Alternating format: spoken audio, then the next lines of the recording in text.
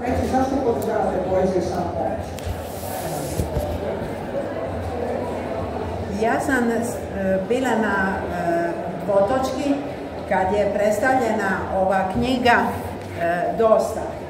I jako sam bila impresionirana sa tim što u toj knjizi piše i tako se, eto, čudo se dogodilo da je k meni došla osoba koja je imala ozbiljnih problema u svom partnerskom odnosu i strašne su bile situacije i ja sam naravno s njom razgovarala, dala joj podršku, ali više od toga sam imala prilike jednu pjesmu poslati jednoj mojoj, recimo tako, pomoćnici, odnosno ta osoba ima sestru koja jako brine o njoj.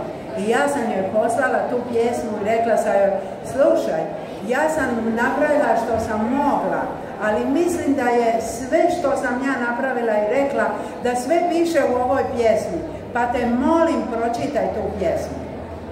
I došle su poruke i poruke. Hvala.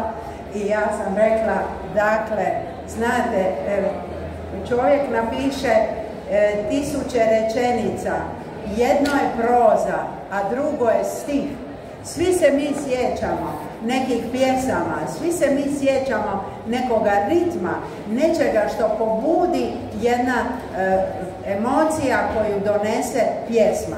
I kad ta emocija koju donese pjesma pomogne nekome da shvati šta se želi reći, a ja sam htjela toj ženi reći, molim te, nemoj više patiti, ne budi žrtva, dosta je. To je što ti pričaš toliko jasno, da si ti žrtva i ne daj se maltretirati. To je tako. 2 i 2 su 4.